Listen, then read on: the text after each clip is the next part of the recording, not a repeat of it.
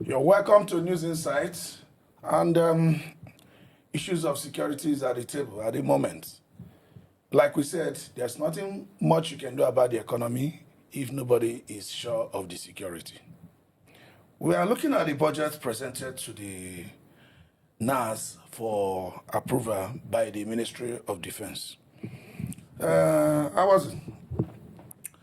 looked at the budget. They said 50 billion naira was not going to be adequate.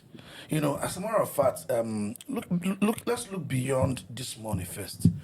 The person of Bello Matawalle, you know, we are not querying how he emerged as the Minister of Defense, but I'm curious to probably know his experience, because when he was governor, Zamfara was almost, it was very horrific throughout that period. How come he's the one managing our budget for defense? Before we dash into adequacy or not adequacy and all that, how did we arrive at Bello Matawalle in the first place? Thank you very much. We will, first of all, whether you are going to criticize or look into how Matawalle emerged as a minister is an issue entirely for you. But for me, I will want to look into that. Okay. Considering the fact that Matawalle, a brief look at his biography shows he was a teacher before he became a governor of Zamfara State. Now, whether we like it or not, security is a serious issue and a sensitive one for every nation. And if you look at it critically, how do you expect a teacher to spearhead the Ministry of Defense in a country, a volatile country like Nigeria, where we are facing the issue of banditry and so many other security challenges in this country? So for me, whether or not Matawalle is how he emerged is not a problem to anybody. It is a problem to me, and it should be a problem to every concerned Nigerian. That a teacher who does not have any sort of experience in security issues whatsoever emerge as a minister, it is a thing of concern to every Nigerian. Philip, I mean, Awazi cannot be the only one in that sense. A lot of people have been asking that question. Because in as much as we are 18 months down the line, we still have a long way to go. We have a lot of retired army generals, a lot of retired Air Force marshals and the likes and all that. And this man's state wasn't even very, very secure when he was governor. In short, there were records of minings and a lot of stories. But now he's the one defending us. It's and asking for more money. You know, it's interesting. You know that Matawalle became a governor of Zamfara State under the platform of People's Democratic Party, PDP. Along the line, he jumped ship to become APC. And he became a front runner of the Tinubu for presidency. Now, the question is, how come where you have millions of experienced retired general, Air Force officers, police officers, and all of that, and even serving military officers to man the Ministry of Defense, how come a teacher who had no experience whatsoever in security or defense, who had no training whatsoever, and when he was governor of a state, I'm coming to that, who do not understand the intricacy of security intelligence, is now the Minister of Defense. Mind you, Zamfara State is the hotbed of, banditry and terrorism during his time as a governor. I think that's one of the reasons why the people voted him out. Because he could not secure their lives and property. You see, this political patronage has to stop in this country.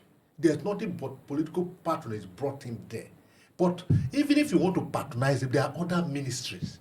As a teacher, I could go to Ministry of Education. Why this kind of sensitive ministry? Why put it in the hand of inexperienced person? I'm sorry to use the word, but it's inexperienced in terms of security. Because it's not sufficient to call for more money, and the head is still the head.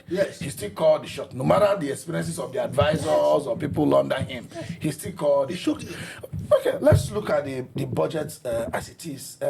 It's unfortunate we are spending this much in on defense. Yes. And these are not like acquisition of maybe security gadgets that are not going to be expendable. Most of them are going to be expendable devices like bullet and things like that. Can we look beyond this budget and go back? How did Nigeria arrive at Boko Haram? You know, how did we arrive at these security challenges that is becoming unending? It's becoming a market. It's becoming business. Business It's becoming for those who are in charge of the defense. Those who are in charge, I mean, those who produce arms. We are becoming a floodgate and a battle. How do I call it? A market square. So you for arm producers. Yes, you see. How did we arrive at this? Before place? you even get there, you're talking about the budget. Say what is the money being demanded is asking for. If you look at what he is saying, he's talking about life insurance. He's talking about things that are not meaningful. No. You see those ones. He was trying to woo the people as if they care for the soldiers. I'm coming to your point. Instead of talking of what you should provide for the soldier to enable them fight the war and give us victory, no, he wasn't going into that. He's going to where the money will be spent and will not be accountable for. Because if you're talking about a civilian entitlement, personal entitlement, military personnel, life insurance, and all of that, those money you cannot really account for them. You can just. But he ended up by saying that we need APC armored personnel carriers, yes. And that we don't have enough, and that if we have enough in 2 months, no, let's watch. You know, he was reported to have said that in 2 months, if we have this budget, he will flush in out 2 months we'll put banditry behind us. That is tempting. That is tempting. If all we need to put banditry behind us is just to give them this. We have been giving them since. So, how do you look at that statement?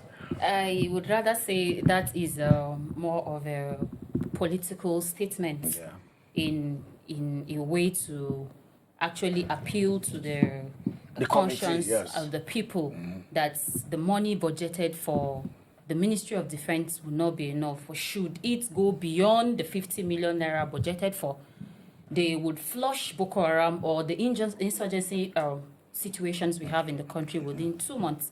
But if we could recall, even before the administration of Bola Ahmed Tinubu, we have monetary budgets even during the times of Matawalle is in focus. We in the last administration we have a budget of 58 billion naira, and very little success was recorded. Yes. So what is the assurance that if the monetary budget for 2025 fiscal year is upgraded, we are going to get the results that the minister is promising the people of Nigeria? Like, whether we like it or not, the issue of inexperience would even have to come to play, because we have suffered in this country with respect to putting wrong pegs in wrong holes. Because first of all, what is somebody who is not experienced in defense telling us of how he intends to acquire armored personnel carriers to deal with the situation at hand?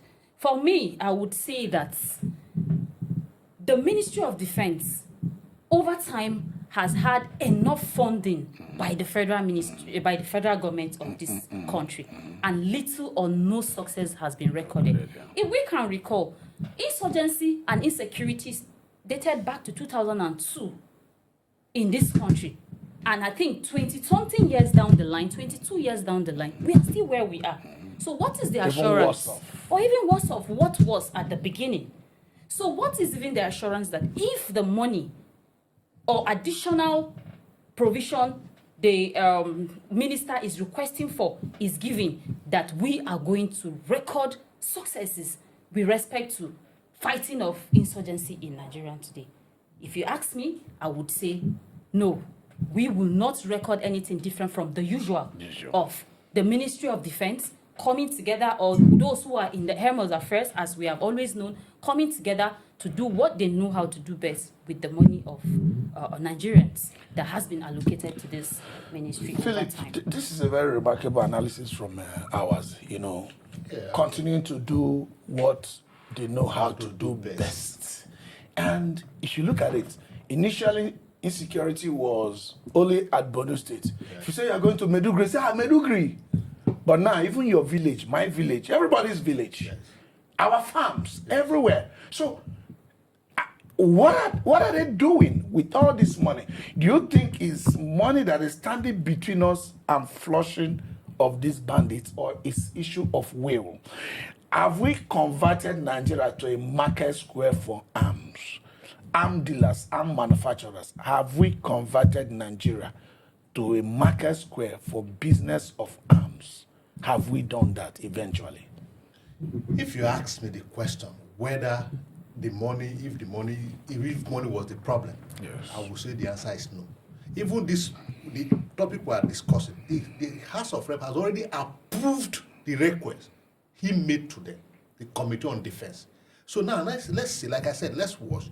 He said in 2 months, he will flush out the banditry. Like you rightly said, every day the banditry take a different dimension. So the issue of whether the monetary is going to change the difference, it doesn't occur. But what has happened, like rightly pointed out, Nigeria has become, or rather the insecurity has become a business for some set of persons in government. That is their business, that is their farm. Because if there is no insecurity, they will not be making money. So there must be insecurity. In so doing, so they have made Nigeria a marketplace for arms and ammunition transaction.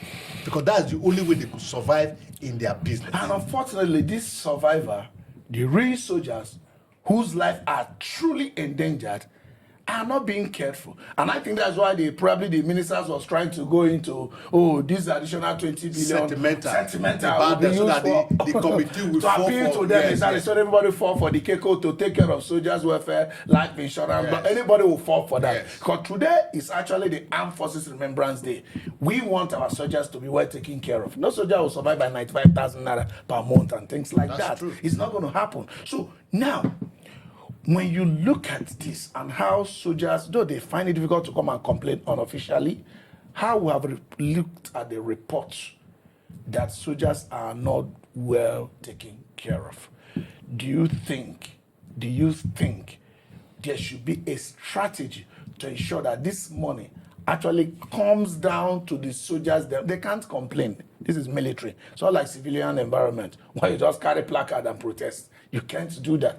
Is there any strategy we might adopt? We don't have enough time, such that these things can trickle down to the real soldiers whose lives are endangered. The issue of inadequate funding, or not funding, the issue of not taking care of our soldiers today has been on the burner front for some time now. Even today, as we celebrate the Armed Forces Remembrance Day, I read somewhere where a soldier was complaining that he fought in the Nigerian Civil War. And then looking at his situation now, it is a pitiable one. So these are issues that have confronted those even serving and retired for over time. In my opinion, we will have to look into the welfare of our soldiers. Because for somebody to get results, you have to give the motivation required for us to get the result we want. So if we will look at the issues critically, especially with respect to putting money to get directly into our army. Of course, it has been an issue, and whether we like it or not, as my colleague here had said earlier, that whether the issue is the issue of payments to the soldiers is addressed or not, they would continue to be the gallant soldiers that they've always been. But whether we like it or not, they need the motivation. So if there is anything that needs to be done for these monies to actually be utilized so that it can get to those who needs to do it, they should do it so that we can actually get the required results we need in fighting insurgency and insecurity in Nigeria today. We said they should do it, what they need to do. Would you, just in 30 seconds, is there any a strategy that we can quickly adopt? If I may our soldiers are getting... Yes, our soldiers need the motivation like never before. Because this country has never been this kind of turmoil like it is today. And what you need to match this turmoil is motivation of the soldier. So there are men and women that are Is there any way to guarantee so this what, thing comes what down? the way to guarantee, the way to go is for the Nigerian government to look for an experienced hand who knows the pains of the soldier and who knows how to get this thing down to the soldier to man the defense ministry, and down the line the money will get to Experience those. hand. Yes, experience hand. So, which is unlikely to be Matawalle. Because it's all right. So I think we'll continue this discussion next time. So this is still News Insight. So we are seeking for experienced hands to man the ministry. Probably someone much more qualified than Matawalle. And I think Matawalle himself might even be able to say, oh, there are a lot of Nigerians qualified more than me. Let them come on board. With their security, nothing else can happen. This is still News Inside. Like I said before, we'll be right back.